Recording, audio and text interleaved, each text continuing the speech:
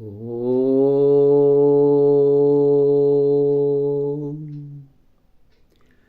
ವರಕವಿ ಬೇಂದ್ರೆಯವರ ಇಳಿದು ಬಾ ತಾಯಿ ಅಭಿನಂದನ ಗ್ರಂಥದಲ್ಲಿರುವ ಬರಹಗಳ ಅಧ್ಯಯನ,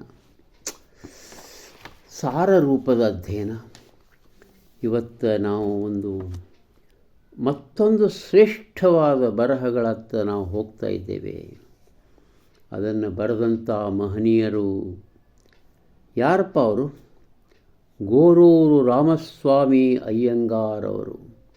ಶಿರೋನಾಮೆ ಬೇಂದ್ರೆಯವರ ವ್ಯಕ್ತಿತ್ವ. ಈ ಇಳಿದು ಬಾ ತಾಯಿಯಲ್ಲಿರುವಂಥ ಸುಮಾರು 75 ಬರಹಗಳಲ್ಲಿ 5 ಬರಹಗಳನ್ನು ನಾವು ಶ್ರೇಷ್ಠವೆಂದು ಪರಿಗಣಿಸಿ ಅಕಸ್ಮಾತ್ ಆರಿಸಿದರೆ ಇದೂ ಒಂದು ಅದರಲ್ಲಿ ಸೇರುತ್ತದೆ. ಬೇಂದ್ರೆಯವರ ವ್ಯಕ್ತಿತ್ವ. ಗೋರೂರು ರಾಮಸ್ವಾಮಿ ಅಯ್ಯಂಗಾರ್. ಗೋರೂರು ಅಮೇರಿಕಾದಲ್ಲಿ ಯಾರು?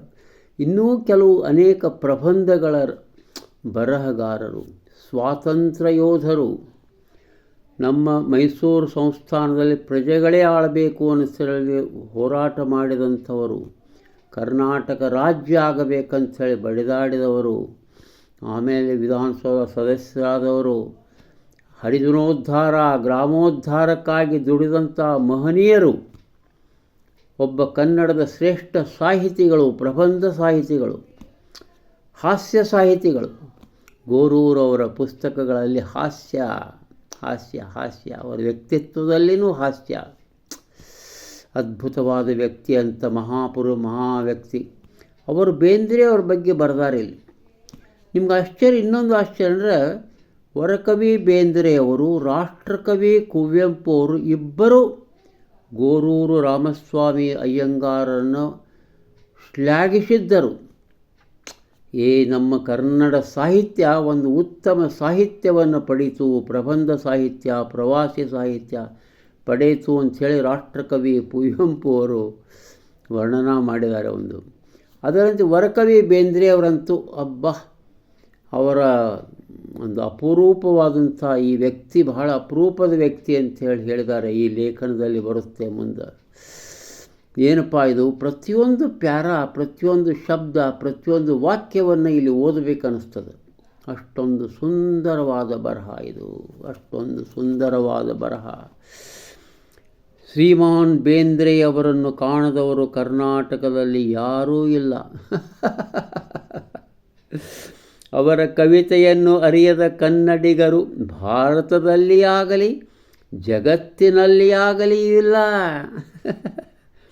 ಯುದ್ಧಕ್ಕೆ ಮುಂಚಿತವಾಗಿ ಜರ್ಮನಿಗೆ ಹೋಗಿ ಹಿಂತಿರುಗಿ ಬಂದ ನಮ್ಮ ಮಿತ್ರರೊಬ್ಬರು ಆಗ ಜರ್ಮನಿಯಲ್ಲಿದ್ದ ಕನ್ನಡಿಗರಿಗೆಲ್ಲ ಬೇಂದ್ರೆಯವರು ಪ್ರಸಿದ್ಧ ಕವಿ ಎಂದು ಗೊತ್ತಾಗಿತ್ತೆಂದು ಹೇಳುತ್ತಾರೆ.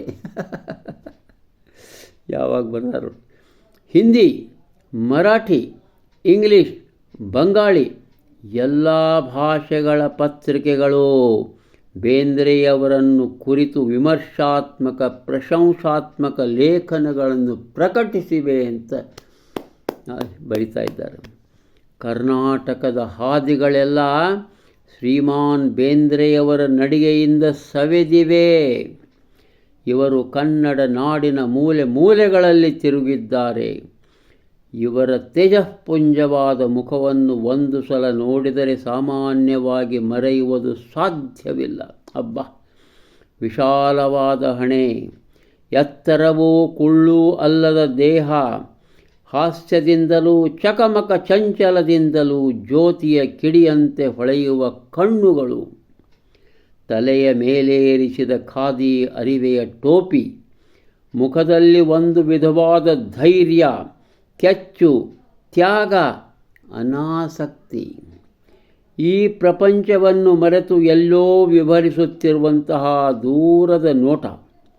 ಬೇರೆ ಯಾವುದೋ ಉತ್ತಮವಾದಕ್ಕೆ ಸೇರಿದವನು ಒಂದು ಗಳಿಗೆ ಬಂದು ನಮ್ಮಲ್ಲಿ ಮಿಳಿತವಾಗುತ್ತಿದ್ದಾನೇನೋ ಎಂಬ ಗಂಭೀರವಾದ ಯೋಗಿಯ ಮುಖಭಾವ.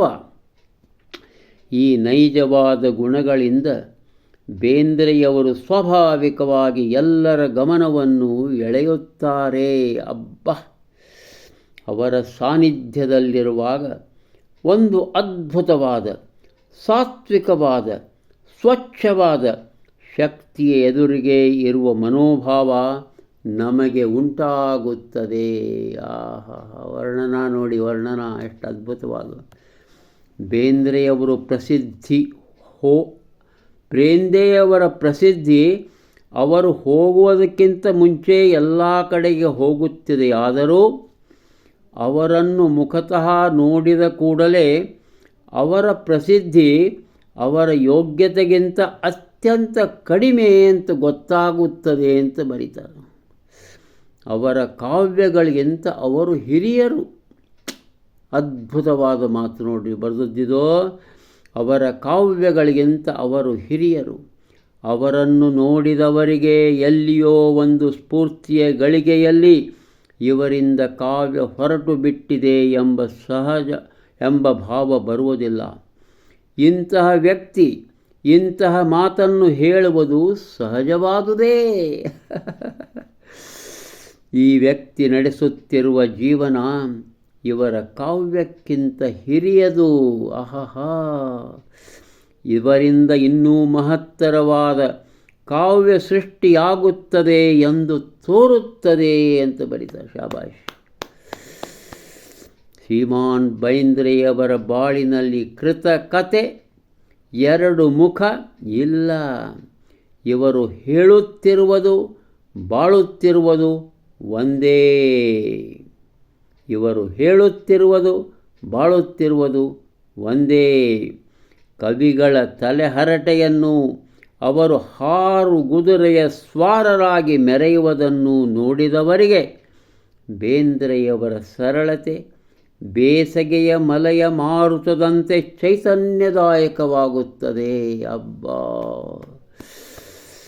ತಮ್ಮದೇ ಧಾಟಿಯಲ್ಲಿ ಶಬ್ದ ಬ್ರಹ್ಮಜಾಲವನ್ನೇ ವಿವರಿಸುತ್ತಾ ಬಲಗೈಯಿನ ಬೆರಳುಗಳಿಂದ ಪುಸ್ತಕದ ಮೇಲೂ ಬಲಗಾಲಿನಿಂದ ನೆಲದ ಮೇಲೂ ನಿಧಾನವಾಗಿ ತಾಳ ಹಾಕುತ್ತಾ ಏಕನಾದ ಕಿಂದರಿ ಜೋಗಿಯಂತೆ ಕೇಳುವರನ್ನು ಆನಂದ, ಕರುಣೆ, ಹಾಸ್ಯ, ಕೆಚ್ಚು, ನೆಚ್ಚು, ಭಯ, ತ್ಯಾಗ, ಆವೇಶದ ತೊಟ್ಟಿಲುಗಳಲ್ಲಿ ಆಡಿಸುತ್ತಾ ಕೊನೆಯಲ್ಲಿ ಇವೆಲ್ಲ ಶಬ್ದದ ಇಂದ್ರಜಾಲವೇ ಎಂದು ತೋರಿಸಿದ ಮಾಟಗಾರ ಬೇಂದ್ರೆಯವರು ಇವರೇ. ಕವಿಯ ಹಾಗೆ ಕಾಣುವುದೇ ಇಲ್ಲವಲ್ಲ ಎಂದು ಮಿತ್ರರಿಗೆ ಸಹ ಆಶ್ಚರ್ಯವಾಗುತ್ತದೆ. ಬೇಂದ್ರೆಯವರು ಮಾಟಗಾರರೆಂಬುದರಲ್ಲಿ ಸ್ವಲ್ಪವೂ ಅತಿಶಯೋಕ್ತಿ ಇಲ್ಲ. ಅವರು ಸ್ವತಃ ಸಂಗೀತಗಾರರೋ ಅಲ್ಲವೋ ನಾನು ಕಾಣೆ. ಆದರೆ ಅವರ ಹಾಡಿಗೆ ಅವರ ಕೊಡುವ ಮಟ್ಟು, ಕವಿತೆ ಅವರಿಗೆ ಹೇಗೆ ಸಹಜವಾಗಿ ಬಂದಿದೆಯೋ ಹಾಗೆಯೇ ಸಹಜವಾಗಿ ಬಂದಿದೆ. ಅದು ಇಂತಹ ರಾಗ ಎಂದು ಬೇಂದ್ರೆಯವರು ಸಹ ಯಾರಿಗೂ ಯಾವಾಗಲೂ ಹೇಳಲಿಲ್ಲ. ನಾನು ಹೀಗೇ ಹಾಡುತ್ತೇನೆ, ಒಳ್ಳೆಯ ಸಂಗೀತಗಾರರು ಇನ್ನೂ ಒಳ್ಳೆಯ ಧಾಟಿಯಲ್ಲಿ ಹಾಡಬಹುದು ಎನ್ನುತ್ತಾರೆ. ಪಿಟೀಲು ಮೇಷ್ಟರುಗಳು, ಹಾರ್ಮೋನಿಯಂ ಮೇಷ್ಟರುಗಳು, ಹಕ್ಕಿ ಹಾರುತ್ತಿದೆ, ತುತ್ತಿನ ಚೀಲ, 33 ಕೋಟಿ, ಬೆಳದಿಂಗಳ ನೋಡ, ಇವುಗಳಿಗೆ ತಮ್ಮ ಸರಿತೋರಿದ ಮಟ್ಟುಗಳನ್ನು ಹಾಕಿ ಹುಡುಗರಿಂದ ಹಾಡಿಸುವುದನ್ನು ಕೇಳಿದ್ದೇನೆ.